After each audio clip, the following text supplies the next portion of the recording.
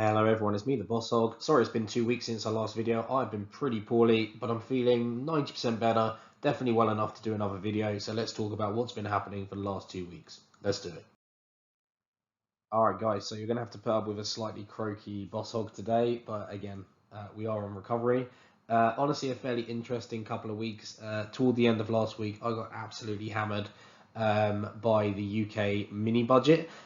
Really the inspiration for the title of this video. I have fairly significant holdings in UK insurance companies, especially that were impacted for reasons we'll get into in just a moment. A house builder as well that was also heavily impacted. And in general, as you can see here, my UK holdings got absolutely battered. The market responded super badly to that mini budget, and honestly, I think it was totally warranted. And again, we'll talk a bit more about that when we talk about those individual companies. In terms of cash put in, I put in £800 this week. That means that we're currently on track with our targets. I do expect to fall behind in October. There's a couple of reasons for that. First of all, I'm in the process of changing jobs. My final day at my last job is the 21st of October. I may or may not be having a small break between starting up a new job, so I just want to keep a little bit of money in reserve. Plus as well, my wife's got a business trip in New York in December, and basically she's going to go for a couple of extra days, have some hotel stays, etc. And New York is quite expensive, so we're just keeping a little bit of money back, and so on. So I expect to fall slightly behind. Hopefully we catch up in November and December. We will see. It's been a pretty good dividend period. Last month was my second best dividend month ever. Some of those dividends did fall into October rather than September, but honestly, I'm not really complaining. And in fact, the dividend income has been helping me keep sane in quite a volatile market, because it feels like the company is helping you average down. That's how I've been thinking about it. All but one of my dividends I just reinvested straight back into the company. The exception was Huntington Bank shares. I got into Huntington a while ago. A combination of my good buy price and FX movements means I'm pretty green on HCAN still, like plus 15%. So I decided to, basically I didn't see the need to average up. So instead I put my money from HCAN into my REIT ETF. No graph this week just because it looked a bit crammed on the left, but I'll put one in for next week again. But noteworthy for me is that I have now surpassed my dividends in 2022 compared to what I had in the full year of 2021. So that feels really great. We're basically 3 months still before the end of the year. So obviously any dividends that I'm receiving now just basically gives me a bigger target to hit next year. But that's really exciting. I commented last December, for anyone who's been a subscriber for a while, that it really sucked not having any dividends in that month. And since then, I now think I'm getting dividends every single month. And that it feels good, honestly. Like, I may not be exactly a dividend investor, but I definitely do enjoy dividends. I think they're important. And again, I think they are extremely useful in downtimes, something I've discovered again during 2022. So that's exciting for me. Anyway, let's have a look in detail at what I bought, although not too many surprises.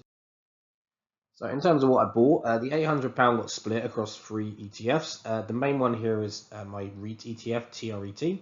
I like this ETF basically. It's just a nice distributed ETF. I've done a video on it before for anybody who's interested. But yeah, I like it. I'm rapidly trying to build up my stake. I'm down about 6% on it at the moment, but honestly, that's fine, I think, in the current market. In terms of my next one, Canada, we're going to actually be delving into that in this video, so bear with me sort of 5 minutes and we'll get into the detail of that. But again, I decided to add another £300 here. My general feeling for having a Canadian ETF specifically is I don't have a ton of Canadian exposure, and I'm generally bullish about the long-term economic prospects of Canada. I think other than the UK, they're the only major economy that's expecting to see a population increase over the next century. Broadly speaking, they've got favorable demographics as well. And, even though this ETF is interesting, the way it performs as a tease, for me, it's a good chance to be buying in more or less at my buy price. So just adding again and building this up as quickly as I can. And lastly, £100 on my mining ETF. Now, I'm pretty green on this, to be honest with you. It's one of the few things that's benefited my commodity play. But again, I wanted to increase my commodity exposure. I have very little, and so I just put another £100 in. In terms of my other investments, it's really as I've already spoken about. Most of my dividend reinvestments, I'm basically buying between 3 and 20% in the red. AMKR, I'm basically flat. I'm actually up a couple of percent, so that feels fine. And HBAN we've already spoken about. So that was my buys this week, basically just sort of mostly a combination of my £800 investments. and then dividend reinvestments with just one exception. Anyway, let's have a look at my portfolio breakdown, which again is quite interesting this week. All right, so I've updated the dates on the far left there just in terms of earnings and dividends. A very quiet month, honestly, so this is all I'm expecting. I wanted to talk about the semiconductors just very briefly. I have 3 semis. I don't have an ETF in the semiconductors, although I keep thinking about getting one. Broadly speaking, they've all been impacted by sort of some worrying news from the likes of AMD. Micron as well came out this week and said that they were planning to cut investment by 30%. And really, for anyone who's been on any of these companies' earnings calls over the last 3 months or so, they're all pretty consistent in the fact that consumer mobiles and consumer laptops have just fallen off a cliff, basically. So depending on exactly what kind of exposure you have, you've seen different impacts. Micron for me has been the most impacted just because it's got that exposure, although it has been somewhat cushioned because its data center business has held up reasonably well. ASML likewise has been beaten up a little bit, although I think I have a good price on ASML, so I'm only marginally red on it. But obviously the scaffolding here for the chips effectively is what we're looking at. And likewise, AMKR has actually held up quite well, I think, because it's got the the testing, the diversification, and actually I thought it was dirt cheap before, so maybe that's that as well. For me personally, though, I just kind of wanted to say that I still think the long-term trend is favorable to almost any semiconductor, really. These are the ones that I've picked just because I think they're nicely diversified in a way. Each one gives me something slightly different. But like I say, in the future, I may well also just get a general exposure to an ETF across these. I just think, there's just going to be more and more chips in everything. I think, I went on an earnings call, I think it was the one for Micron or AMKR, and they were saying now that the average car automobile is like $600 in semiconductors. It's like, it's a car, right? It's something that you don't really think about. And likewise, they're now in everything. And I just don't see that changing, basically. So that's my general thoughts on semis. You can kind of see, actually, they held up for me relatively well this week. AMKR and Micron are up. ASML was down slightly. But actually, I'm broadly happy to continue holding my semis and continuing to buy into them. Next up, though, I want to talk about PHNX and legal in general. So I'm somebody who's commented on the fact that I like UK insurers to the point that actually the guys over at Playing Footsie gave me a call out because I'm somebody that sort of raves about legal in general and PHNX. For me, these are just sort of increasingly well diversified businesses. They're kind of going in opposite directions. I would say that PHNX is going from a life assurance business into wealth management. Legal in general has been a bit more generalized, but it's gradually kind of pursuing higher returns and simplifying its business, although to a less extreme degree than the likes of Aviva has currently gone through. But the thing is that both of these companies hold long-term obligations, right, as part of their insurance, especially PHNX, which is traditionally, like I say, a life assurance business.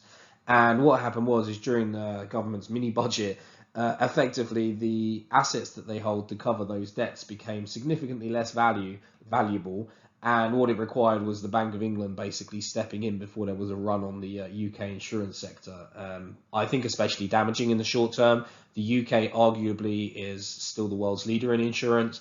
And for me, it's one of those examples that I point to when people talk about Brexit. What's the benefit? The government's constantly consulting about sort of liberalisation, capital ratios, that kind of thing that could free up the insurance sector and basically make it a better investment opportunity. So for me, it was kind of a strategic, tactical, shot themselves in the foot, gave no warning to the market, were very ideologically driven, and broadly speaking, even though I was actually a beneficiary personally from the mini budget, I thought it was the wrong place to be having very broad budgetary changes in terms of fiscal policy. So the market reacted I think an understandable, though fairly extreme way, and again, it required the Bank of England to basically underwrite the cost of those assets to stop them falling further, because there was nobody buying, and the worry is that insurance companies were going to get margin called. Now, Legal in General since then has come out and said, yeah, we did see our costs increase, but we were comfortably capitalized. I sort of expect PHNX to be in the same boat. They're extremely hedged across every measure you can think of. But yeah, a little bit scary and definitely sort of makes me feel a little bit queasy about being so bullish on UK insurance. I still think ultimately that there's a good business here, but like I've seen what happens to good businesses that are at the whims of geopolitics. All I need to do is look at Evraz and Polymetal on this list. These are still profitable businesses that have been impacted by war. and broader general politics. So it's a nasty situation that basically was pretty painful. I do think if you've got tolerance for risk and a medium to long term outlook, both of these companies are reasonable buys at the moment. Redrow was similarly impacted by the mini budget, I think for a more obvious reason. Basically, what they've done potentially would increase inflation. The response from the Bank of England, therefore, is going to be to put up interest rates. Especially because now the argument is that by having all of these benefits going through, again, is going to drive up inflation. Base rates go up. That means mortgage payments go up, and ultimately housing becomes a casualty of that. Now, I specifically like Redrow because it's much more exposed to sort of forever homes, cash buyers, etc. So again, although it was a sector-wide sell down, I continue to really like Redrow at this price. For me, it's like 80% undervalued at the moment. Again, they were in a video I did a few weeks ago now. And although I can see why some house builders were impacted, I still think you can more or less throw a dart at the entire UK house building sector and pick a decent investment. Again, politics, assuming weird things don't happen again. I was expecting to update on Hollywood Bowl. As far as I can tell, they would do a trading update on the 7th. It's always a bit concerning when a penny share stock effectively doesn't do something you expect them to do. I might be wrong. It might be the 10th. And to be fair, I can only find one other source that said the 7th. So a little bit worrying. I can't find anything on Google or the wider market that tells me I should be worried. It's not sort of like Cakebox or one of those sort of really worrying. Who was the other one? S4 Capital, right? Where it's like, oh my god, we can't publish the results. So I think at the moment I'm just wrong on the dates. I'll try and find out a bit more information for next week. I'm personally expecting good things from Hollywood Bowl. One of their competitors, 10 Entertainment Group, had a really good summer, and I'm sort of expecting Hollywood Bowl to basically show the same. So I'll bring that to you as soon as I have it. I just wanted to comment on it because it's like it was meant to be the 7th. I was meant to have a trading update today. And last but not least, I just wanted to briefly talk about Medical Property Trust, MPW. This is a REIT that I continue to believe is slightly misunderstood. It's basically the Vici of a year ago, like specialist, incomparable REITs. This gets lumped in with the wider healthcare REIT sector, but I think it shouldn't. It's a pure hospital play. They were in the news because ultimately they're selling a few hospitals more or less at cost from a few years ago, although since then they've made just over $100 million on the rental of those. So it's something like a 7% CAGR, so not exactly the best return ever. When they next do their quarterly update, I'll have a little look at that because, again, I think I'm one of the more bullish commentators on YouTube as far as I can see. So I will do my best to update, as I know some people ask me about that shares. From my perspective, it still looks incredibly cheap, and to be down 20% in 2 weeks, I know the wider REIT sector is definitely suffering, but to me, these are assets which are incredibly difficult to replace, have very high barriers to entry, and MPW owns the building if any of the tenants can't pay. It basically benefits or gets the money back if they decide to sell. So from my perspective, I like MPW. I think it's more resilient than things like elderly care homes or GP offices, that kind of stuff. But yeah, they're in the news for that. I was kind of a bit neutral basically about the sale. I kind of understood it. They said they're going to use it to pay down debt. I think with interest rates going up, that can make a lot of sense. But again, I'm relatively relaxed about the financial position of MPW compared to certainly the bears in it. But we'll see what they do. I'm kind of hoping that they might distribute some to shareholders. Like when I went on the last earnings call, the share price was like $13, and they're already thinking about a share buyback at that kind of level. So we'll see what happens. And again, I'll keep you updated once I know more.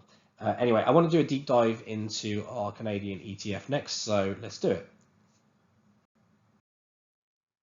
All right, so yeah, this is technically a HSBC ETF. I have to say this is the first ETF I've used HSBC for, and not only is the website incredibly slow, there are some odd reporting, and so most of this data is actually taken from Morningstar, which is a site I way more trust. Most of it matches, but there are some differences, especially in the basically the top middle table here. And again, this is what seems to be represented once I do a deep dive, and it's what's represented on Morningstar, but it's got different numbers and actually lower numbers when you look at HSBC's summary. Each one's by about 1%, so not a huge difference. And interestingly, when I look at like the years, so the calendar years, it matches perfectly. So it's a bit strange. I think it's a reporting error. Again, I didn't really feel good using the reports that were available to me on HSBC. So effectively, unless I say otherwise, all of this data is taken from Morningstar. So this is a pretty small, I mean a very small ETF really, but it's quite diverse. It does have a relatively top heavy, 64% in the top 20, which I would say is fairly standard. This is the fifth ETF I've looked at now, and you know that seems to be normal, I would say. However, I'd say it's a very value heavy ETF. Like this average PE here of 10.5 is really low, definitely the lowest I've looked at, and basically half when I looked at the consumer staples WCOS ETF. It does pay out a dividend twice a year, and now this this also calculation here of 2.1%. This is the calculation I've made based on the share price closing on Friday and what was paid out last year. Depending on exactly which website you look at, you'll get different numbers here between about 1.6 and 3.2. This is a number that at least I understand, so it's the one I'm going to go with. So it pays out twice a year, and whatever method is used, I think it's a very simple method for me. So that's the one I've done. So yeah, 89 positions, normal spread distribution, I would say, but a pretty small fund, no doubt. Then something else that was interesting to me, obviously I don't really have a country breakdown here because it should in theory be all Canada. And I say in theory because when I looked into the detail, there is one holding that's technically listed in the US for about 0.25% of the fund. So I'm going to round that up to 100% in Canada, but technically there's one holding in the USA for whatever reason, I don't know. And when you look at this, you sort of imagine that the performance being so modest means it's a very boring ETF. And you know, like again, before I really started investing, I imagined that Canada was kind of similar to the UK, like a lot of high dividend paying companies, not particularly spectacular. And this kind of initially reinforced that view, right? It's like, okay, 7-8% a year, that feels about right. That's kind of what I'm expecting. This is defensive, etc., etc. But then I got this graph, and so again, this is in calendar year, so it's not going to match perfectly with the performance net because that's you know, taking it from October. But what you can see here is some pretty big swings across the last 10 years. You know, you've got 2 years where you're like minus 20%, 3 years where you're plus 20%, and another decent year it's like 16%. So this is pretty swingy, I would say, for what I imagined was a relatively safe ETF. So if you are going to buy into this, that's definitely something to consider. That you know, you need to be holding this, I would suggest, for 3 to 5 years as a minimum, despite not expecting that to be the case. And I think it's like relating to the sectors that are in this. So again, this is very heavy on financials, energy, and to a lesser degree, industrials and materials, right? It's pretty top heavy on its sectors. There's very little IT here. Again, similar to the UK exchange. But you've got a lot of banks, a lot of logistics companies as well, actually. You know, and so I guess like it's going to be a little bit of a barometer to the wider economy as to how this is performing, but it's going to be particularly sensitive to those sectors. So we'll see how it's doing. I mean, to be fair, over the last year, it's actually done okay. And I guess that's similar to, again, the FTSE 100 or FTSE 350, because there's significant exposure to things like commodities, financials that have held up relatively well, again, comparatively. So just to be mindful of that, this isn't a safe, boring ETF. Maybe in the long term that applies and it all averages out, but certainly year on year it can be pretty swingy. And I mean, that's effectively why. Management fees are modest, but nothing spectacular, 0.35%. That is all in.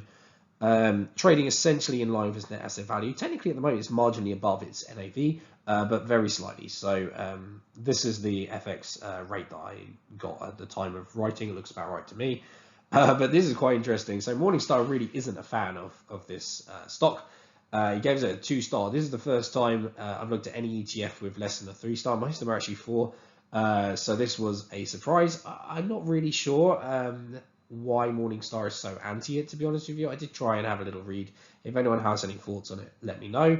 Again, it could be because it's like weighting. It could be its geographic exposure. Maybe they're slightly biased because it's only one country, so they just don't like those in general. Again, I'm relatively new to ETF investing. I only started like 6 weeks ago. Before that, I was buying individual shares. So to me, it's no surprise. And I guess my overall summary of this is that it's okay. Like, I wasn't blown away. Like, I've looked at some ETFs and been really excited, right? Like when I was looking at a Scottish Mortgage Investment Trust, That was really exciting to me. I really got into it. Likewise, my REIT ETF, I'm really excited about. Like, I think that's undervalued. I want to be buying as much of it as I can. This one is kind of like, it's okay. Like, I do want to buy into it. It's basically going to be an ETF that once I have a position of like 1.5%, I'm only going to be buying it when it's red. Like, it's not something that I'm going to be continually buying into like I might with those other ETFs, right? Like SMT and TRET. But it's good for me in a way because I get my geographic exposure. It's also decent for me because I have like not a ton of energy, not a ton of financials. I'm pretty heavy on the IT at the moment. I'm like 35% IT, or so again, this feels relatively complementary. It's not super complementary in the same way that like WCOS was, where I didn't have any of those companies. But again, I don't have any Canadian holdings, so there's no exposure from that regard. And although I do have some financials, some energy, etc., this feels like a fairly natural fit. And as long as you back, and obviously I back myself in terms of the long-term situation with Canada, then I think you can justify buying this. So, and like I said, for me, I'd give it a 3-star. I think it's fine. And if you want exposure to Canada, I think you could do worse. Some of the reporting from HSBC is quite poor, considering this is a very large bank. You'd expect it to be a little bit sleeker. That would just be a slight thing I wish HSBC would improve, because I've definitely seen a very wide variation in terms of the reports you get from the ETF owners. But yeah, I thought this was interesting. Any questions, etc., let me know. I'm definitely going to stop talking now because my throat's going to give out. But thank you very much for watching, everyone. Sorry I missed last week again, but I think it's clear why. I've been the Boss Hog, though, and good luck with your investing. Bye for now.